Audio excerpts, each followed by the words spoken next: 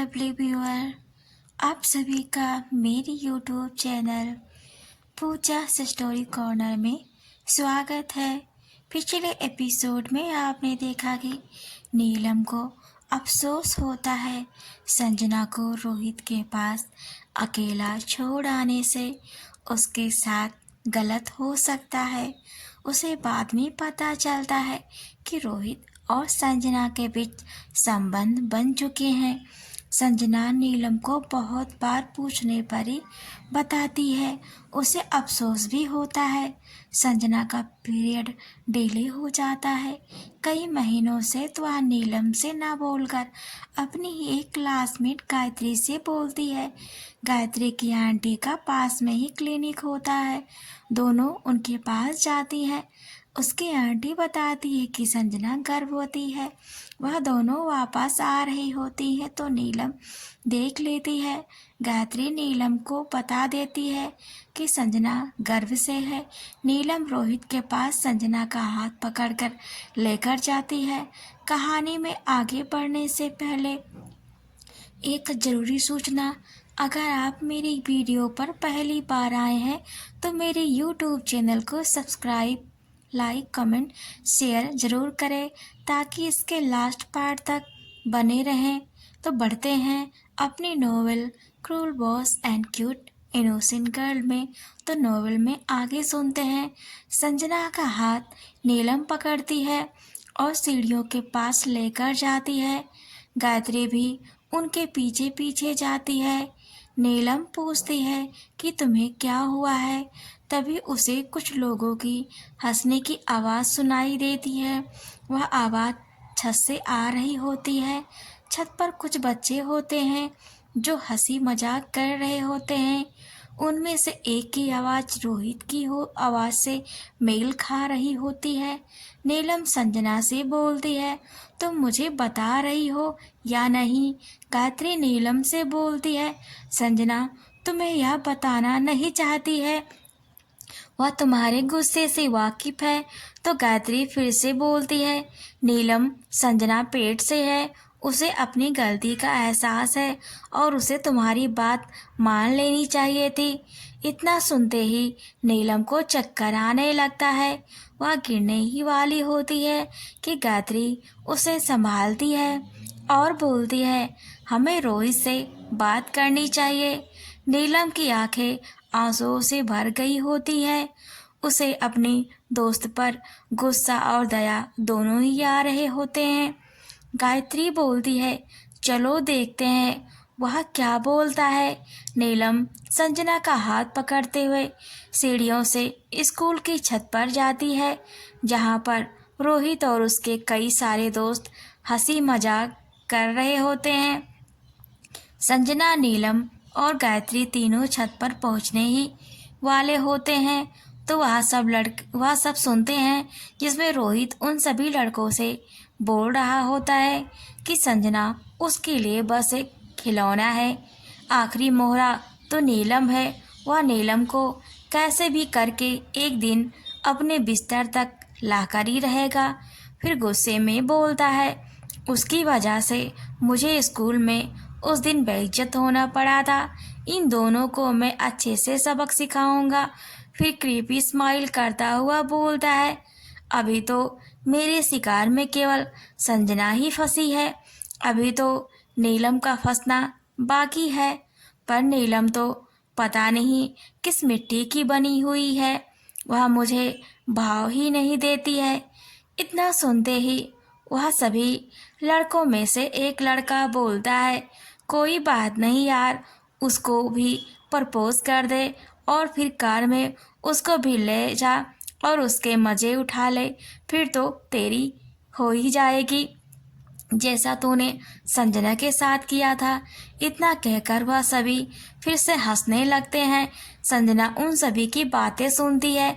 उनकी बातें उसके दिल पर खंजर की तरह काम कर रही होती हैं। वह बहुत ज़्यादा गुस्से में होती है। गायत्री, संजना और नीलम छत पर पहुंचते हैं। उन सभी को ठहाके लगाकर हंसता हुआ देखकर गायत्री बोलती है, अगर तुम सभी का हो गया हो तो तुम सभी जाओ यहाँ से। और रोहित तुम यहीं पर रहो। वह सभी वहाँ से चले जाते हैं।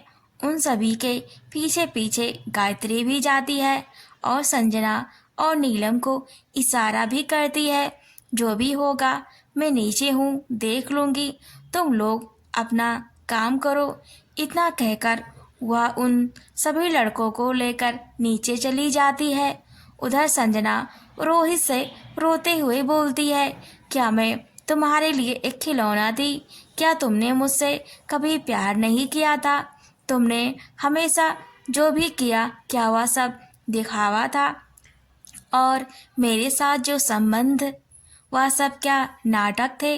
नीलम गुस्से में रोहित का कॉलर पकड़ लेती है और बोलती है, तुम्हारी वजह से आज संजना पेट से है। इतना सुनते ही रोहित नीलम का हाथ पकड़ लेता है और उसे धक्का दे देता है, जिससे वह गिरने वाली होती है। तो संजना उसे पकड़ लेती है और रोहित को एक जोरदार थप्पड़ लगाती है और अपने आंसू पोंछते हुए बोलती है, खबरदार, अगर तुमने मेरी दोस्त को हाथ भी लगाया तुम्हारा हाथ तोड़ दूंगी। रोहित संजना का हाथ पकड़कर बोलता है, क्या कर लोगी तुम? हाँ, तुम तो मेरा कुछ भी उखाड़ नहीं सकती हो। नीलम रोहित से बोलती है, अभी उसकी कोई उम्र नहीं है बच्चे पैदा करने की, पर मैं चाहती हूँ कि तुम उसे अपना नाम दो। वह तुमसे बहुत ज़्यादा प्यार करती है। मैं घर वालों से बात कर लूँगी और उन्हें संभाल लूँगी, बस तुम्हें उसका साथ देना होगा। रोहित हंसते हुए बोलता है, क्या कहा तुमने? संजना के पेट में जो बच्चा है मैं उसे अपना नाम दूँ? गुस्से में आंखें दिखाते हुए बोलता है, इसका क्या प्रूफ है कि उसके पेट में जो बच्चा है वह मेरा ही है?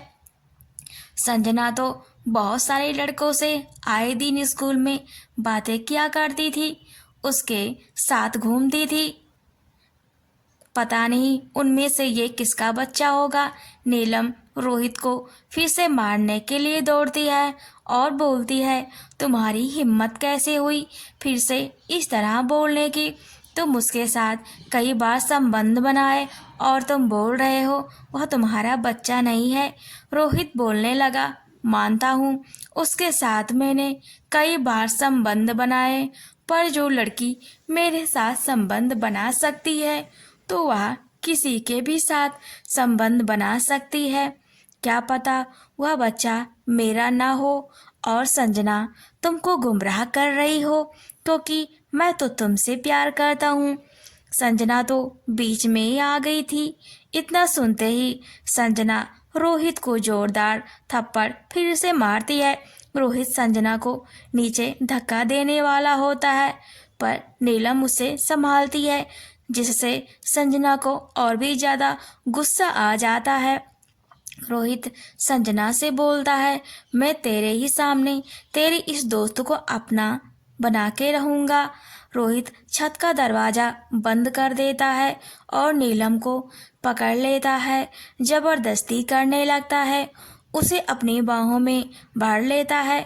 संजना के पेट में बहुत ज़्यादा दर्द हो रहा होता है, क्योंकि रोहित उसे धक्का दिया था, जिसकी वजह से उसके पेट में हल्का सा दर्द होने लगा था, जिसे वह सह नहीं पा रही होती है। वह रोहित को नीलम से दूर होने के लिए बोलती है, पर रोहित नीलम को और भी ज़्यादा दबोच लेता है। संजना गुस्से में रोहित को पकड़ के खींच लेती है और उसे छत से नीचे धक्का दे देती है। नीलम संजना को और अवाक देखने लगती है। उसकी आंखें फटी की फटी रह गई होती हैं कि ये संजना ने क्या कर दिया। नीलम संजना से बोलती है, संजना, यह तुमने क्या किया? हम बहुत बड़ी मुसीबत में आ सकते हैं। तो नीलम देखती है कि रोहित जमीन पर जा गिर पड़ा है और वह तड़प रहा होता है और ऊपर की तरफ देखने की कोशिश कर रहा होता है। उसके सिर से खून भी बह रहा होता है, जो फील्ड की फर्श पर फैल रहा होता है। नीलम संजना को बोलती है, संजना होश में आओ, तुमने रोहित के साथ ये क्या कर दिया, जल्दी यहाँ से चलो। नीलम संजना का हाथ पकड़कर दरवाजे के पास आती है। दरवाज़ा खोलकर सीढ़ियों से भागते हुए नीचे चली जाती है तो देखती है सारे बच्चे रोहित के पास इकट्ठा हो गए होते हैं। रोहित अभी भी तड़प रहा होता है। स्कूल के टीचर और सभी बच्चे वहाँ पर इकट्ठा हो गए होते हैं।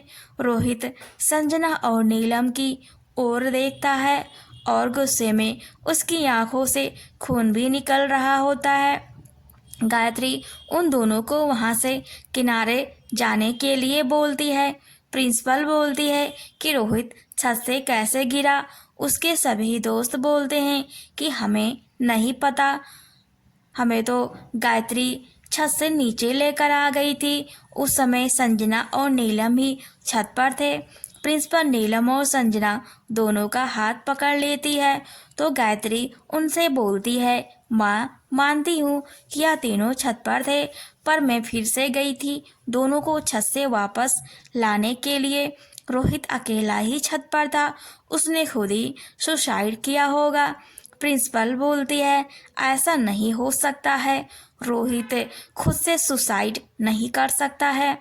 गायत्री बोलती है, माँ आप तो जानती हैं कि मैं झूठ नहीं बोलती हूँ, आप मेरी बातों को झुठला रही हैं, आप मेरी दोनों दोस्त पर इल्ज़ाम लगा रही हैं। प्रिंसिपल एम्बुलेंस को बुलाती है। गायत्री की बातों से वह यकीन कर लेती हैं कि संजना और नीलम दोषी नहीं है। रोहित ने खुद ही छत से छलांग लगाई होगी, पर उसके सभी दोस्त संजना और नीलम की ओर गुस्से भरी नज़रों से देख रहे होते हैं। उन्हें यकीन होता है कि इन्हीं दोनों ने उसे छत से फेंका होगा या इनके बीच बहस हुई होगी। रोहित को एम्बुलेंस से अस्पताल के लिए लेकर जाते हैं। प्रिंसिपल भी उनके साथ ही जाती हैं और बोलती हैं, आज स्कूल बंद करें, कल से स्कूल ओपन होगा। पर उन्हें क्या पता कि रोहित ने क्या किया है। अस्पताल में रोहित को लेकर पहुंच जाते हैं, उसे आईसीयू में एडमिट करते हैं। डॉक्टर बोलते हैं कि उसके सिर में बहुत बड़ा घाव हो गया है और अंदर से सिर पूरी तरह से डैमेज हो गया है, खून जम गया है, उसे बचाना थोड़ा मुश्किल हो सकता है। प्रिंसिपल रोहित के माता पिता के पास कॉल लगाती हैं, वो सभी हॉस्पिटल पहुंच जाते हैं और रोहित को बचाने का भरसक प्रयास करते हैं, पर रोहित बच नहीं पाता है। अपने माता पिता के सामने ही रोहित दम तोड़ देता है। प्रिंसिपल की आंखें नम हो जाती हैं कि यह मेरे स्कूल में क्या हो गया।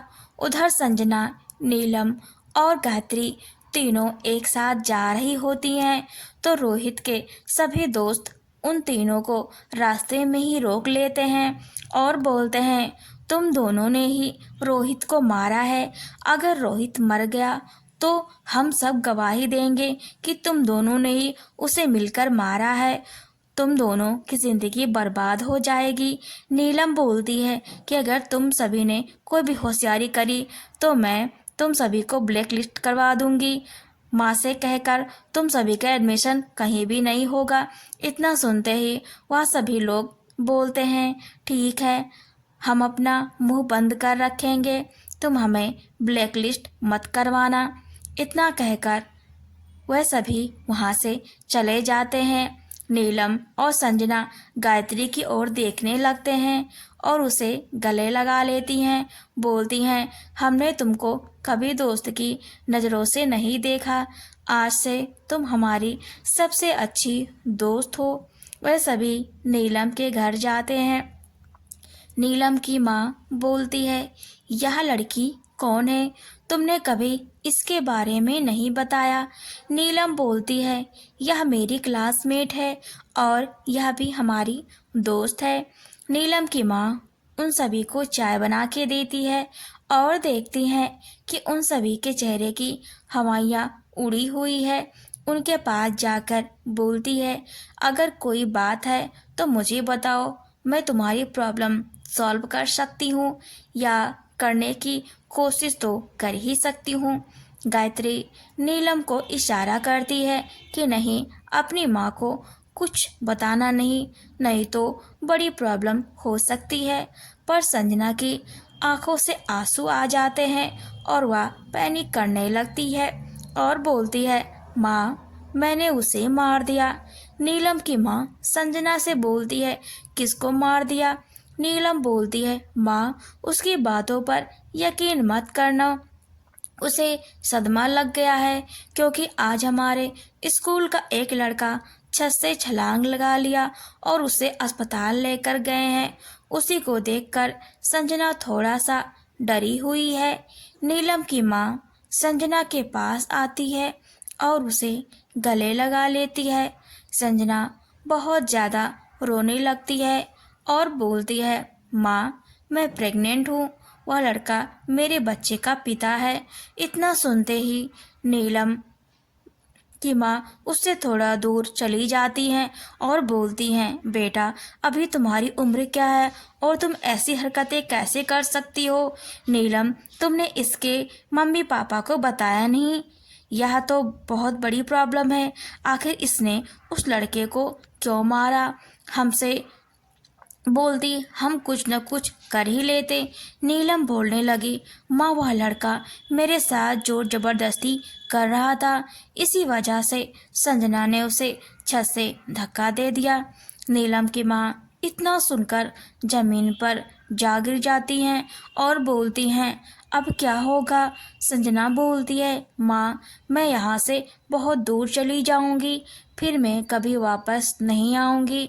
नीलम की माँ उसे गले लगा लेती है और बोलती है, तुमको ऐसा करने की कोई ज़रूरत नहीं है, मैं सब देख लूँगी, मैं खुद तुम्हारे माता पिता को बताऊँगी, वह समझ जाएंगे।